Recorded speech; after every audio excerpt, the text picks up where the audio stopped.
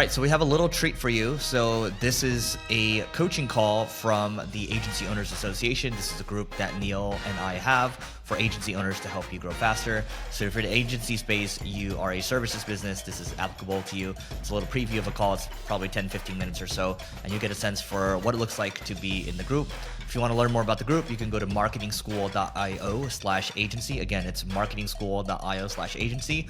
Hope you enjoyed the episode. I can just start off with kind of high level stuff, and then we can talk about strategy. I think in this group, we can talk about strategy. You guys can share things with each other. I think there's a lot of things you guys probably know that I've never heard of before too. But largely what Neil has his attention on right now and what I have turning my attention towards right now is acquisitions.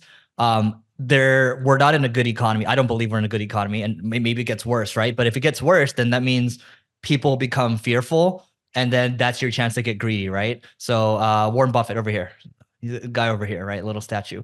So that's Warren Buffett. There's interesting ways you can structure these deals too, right? You can put 20% down, you can seller finance, you can get an SBA loan for $5 million, right?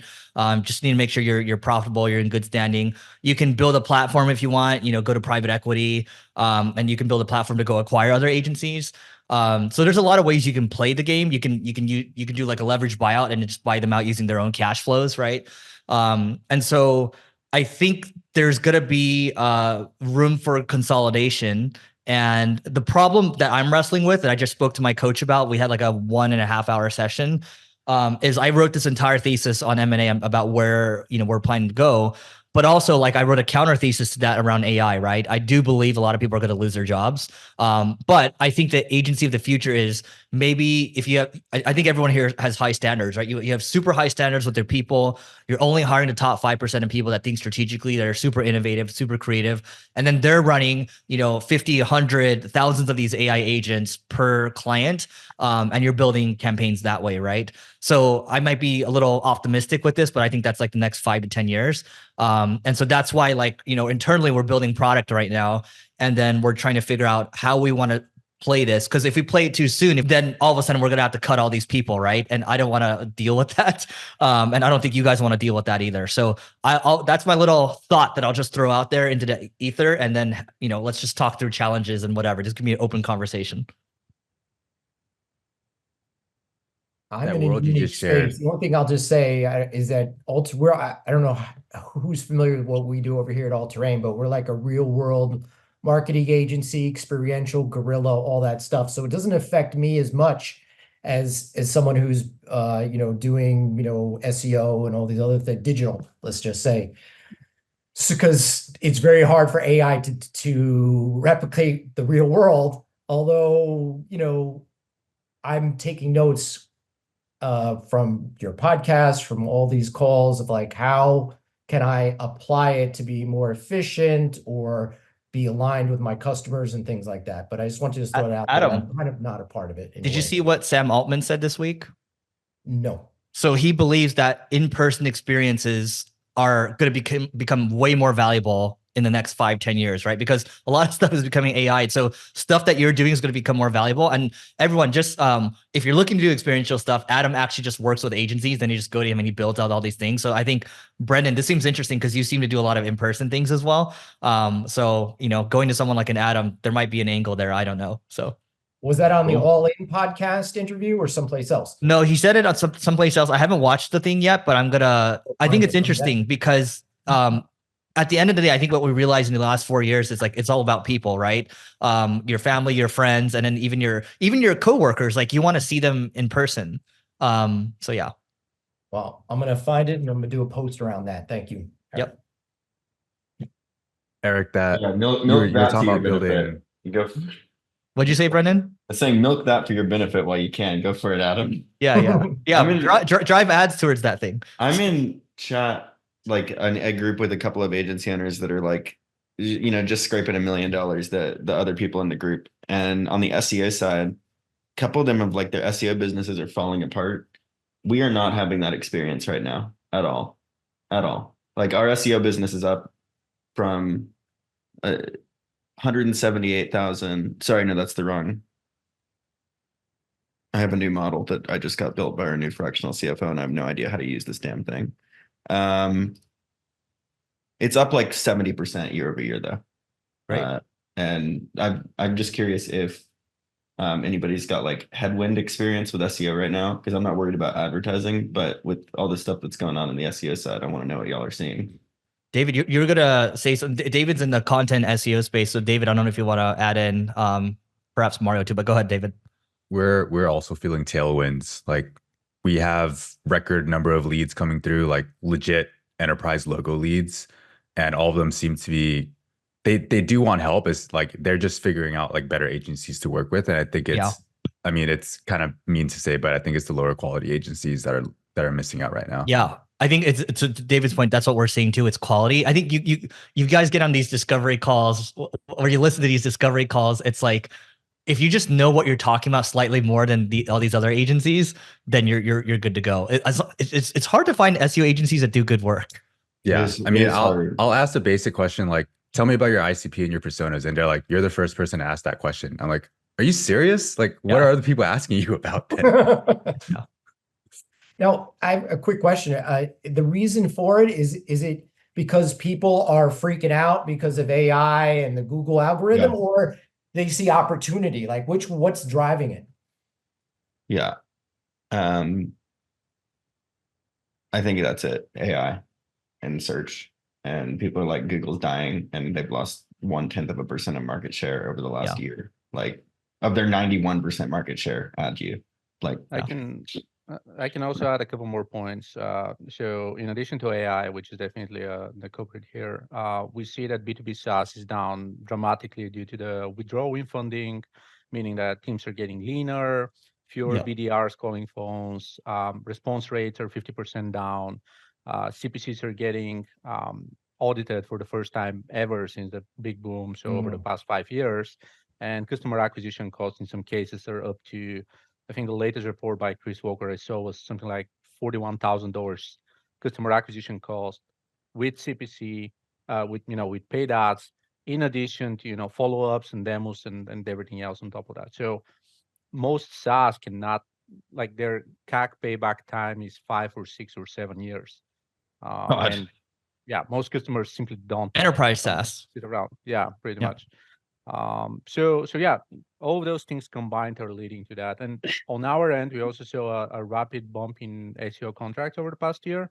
However, with the latest changes by both OpenAI and Gemini's announcement and SGE rolling out everywhere, it's kind of hard to tell how this is going to play out in the next 5 to 6 months. Yeah, I mean, I think to Brendan's point, it's like, yes, Google will probably lose market share in the next 5-10 years, but it's not going to be like it's not going to happen overnight.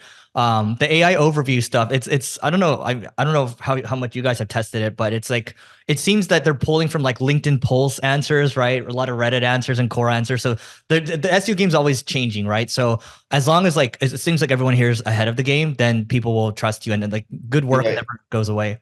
It's still very index driven. It's not driven by like it's an LLM that drives it, but it's surfacing search results and citing search results. So it's really over indexing on the index that exists, which is the SEO practice as a whole, right? Yep. So like credible sources, would you say? Like that's where they're credible. I don't know about credible. Yeah. I mean, LinkedIn, Reddit, maybe not. I asked Perplexity who the best digital marketing agencies are, and it cited us first.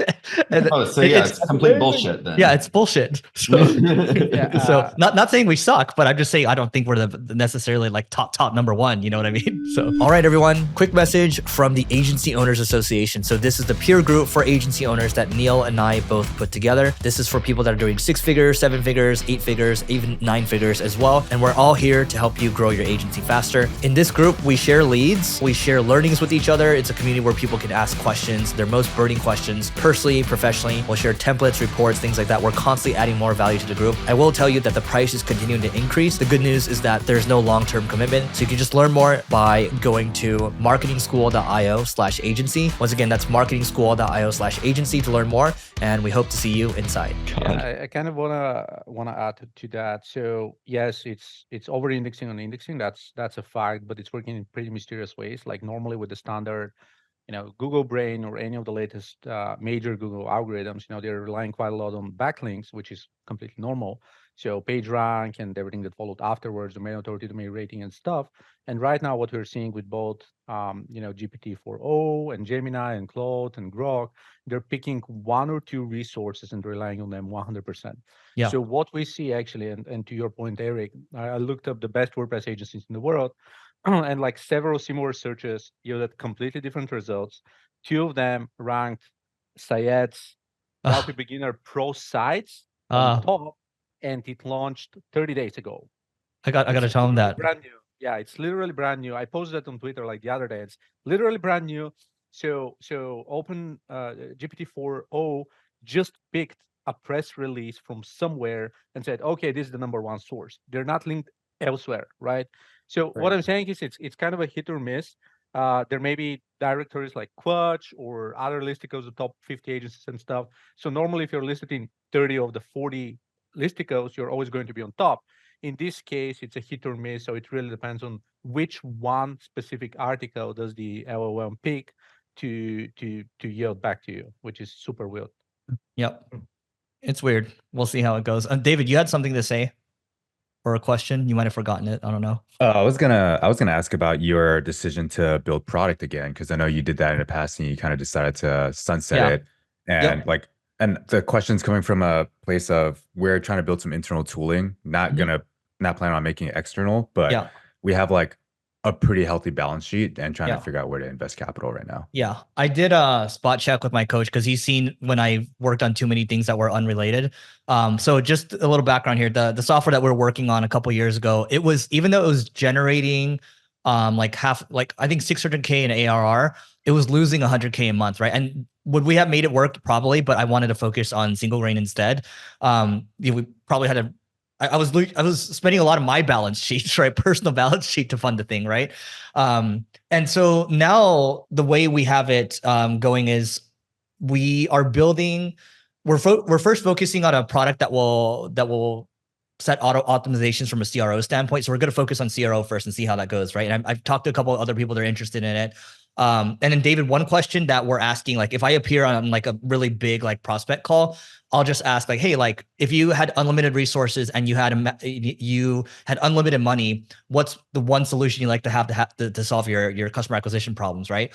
And one guy said yesterday, I'd like to have like a customer agent or like a chat agent that takes the customer from, filling out a form to closing, right? So he basically wants an AI agent at the end of the day. So I'm going to continue to ask these questions and I'll continue to help us shape product. And then we'll just run these pilots with people. Because David, even I think looking at you probably won't have problems getting these initial phone calls with people and doing these customer development calls, right? You want to like make sure that it's working on your own stuff first, ideally, before you start rolling it out to other people and trying to get on these calls. Because I wasted a lot of that relationship capital working on the first software. So the way I'm justifying it now is like, okay, if we want to buy other companies, the conundrum right now is like, okay, if AI is going to eliminate a lot of jobs, maybe we shouldn't jump the gun on buying other companies because we might have to cut a lot of people, right? And so right now we're like, okay, the in-between is let's build product and let's see how well it works for ourselves. And we're shipping very quickly on it internally right now.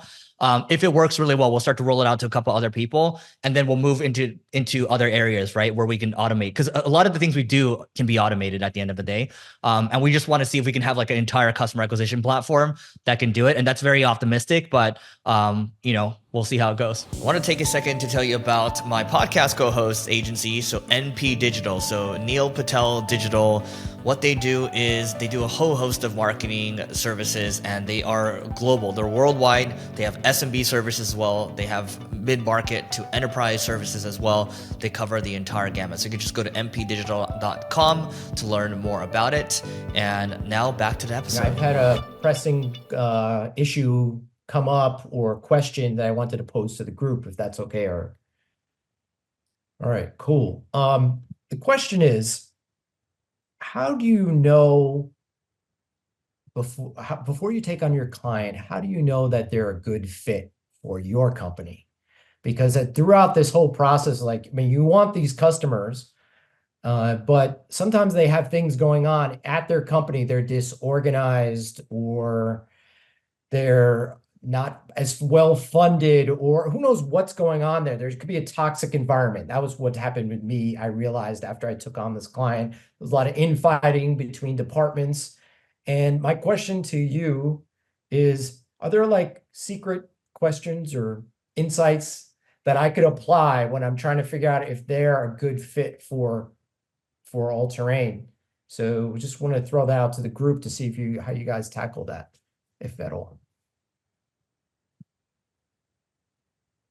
What I can say is we are trying to drill into the core of the problem. Like, who are we speaking to? Is it a new CMO who was just hired 3 months ago, or is it someone more senior?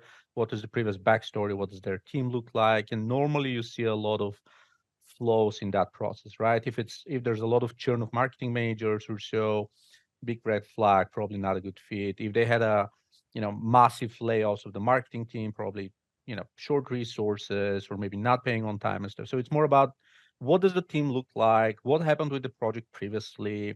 What was the marketing perspective over the past 1 year? And you normally see a lot of flows in that. Sometimes it's lack of competence, so they're calling you because they need help. But in most cases, it's something hidden under the rug that you can probably uncover.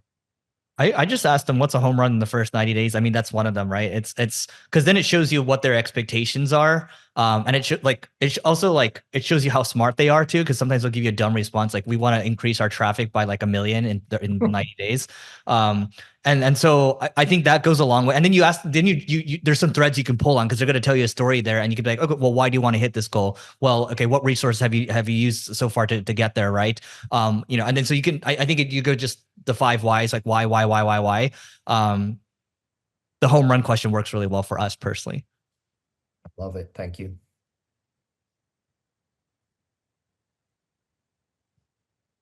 All right. That's all the struggles for everyone, right? Everybody. There's literally nothing else going on. What do you think? Yeah, no news this week. Huh, Mario? What do you think the summer is going to look like? Summer? Yeah, in terms of lead flow, pipeline, contracts, and stuff. It's normally slower, but last year we were swamped, and now after COVID, all the seasonality, so much of that, I'm having a hard time predicting anything. What industry? What are you in B2B? Yeah. Is it specific part of B2B that you're in? Funded startups, health tech, fintech. We also do publishers and some others, but yeah, this is I could just speak to our lead flow. Our lead flows look pretty good. We're getting a lot more MQLs than we usually would get, at least right now. Summer hasn't started yet, right? But I think just May so far, I don't know, like 20, 25 MQLs. So it's pretty good. And the MQLs are pretty close to SQLs for us. So same thing. Yeah. But you never know with the economy. You never know with this whole like unstable world right now.